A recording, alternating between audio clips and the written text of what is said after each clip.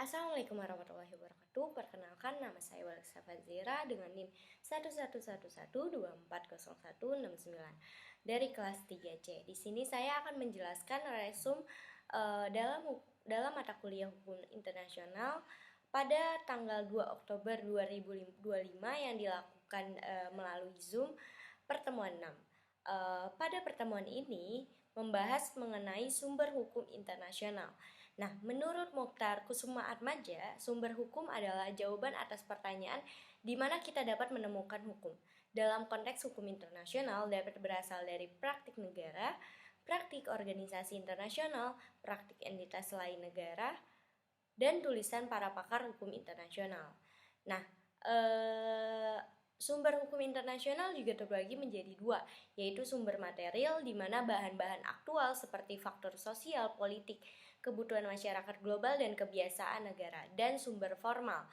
Ini bentuknya resmi atau alat bukti di mana hukum itu benar-benar berlaku.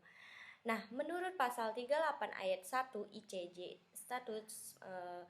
atau Statuta Mahkamah Internasional, sumber hukum formal utama yang dipakai ICJ atau tanpa menunjukkan hierarki adalah yang pertama itu perjanjian internasional atau traktat. Yang kedua ada kebiasaan internasional, custom.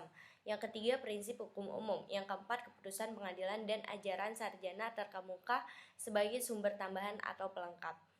Nah, perjanjian internasional treaty convention adalah persetujuan tertulis antar negara yang diatur hukum internasional, berfungsi sebagai sarana untuk kerjasama dan pembentukannya lebih pasti daripada hukum kebiasaan.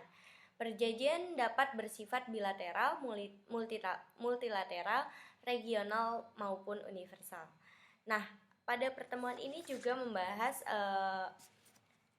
status of the International Court of Justice, Statuta Mahkamah Internasional, yang terdiri dari beberapa bab. Yang pertama yaitu organisasi mahkamah, mengatur susunan hakim yaitu 15 orang, masa jabatan 9 tahun, dan struktur kepemimpinan.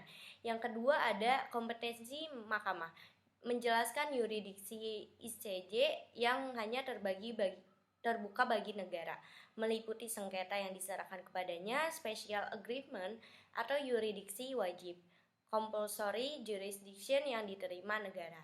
Selanjutnya ada prosedur, mengatur proses beracara, putusan sementara atau provisional measure, putusan final, dan kemungkinan revisi putusan. Yang keempat ada pendapat nasihat atau advisory opinion. ICJ dapat memberikan pendapat nasihat atas permintaan organ PBB. Pendapat ini tidak mengikat tetapi memiliki pengaruh besar dalam hukum internasional. Yang terakhir yaitu amandemen, mengatur prosedur perubahan statuta ICJ.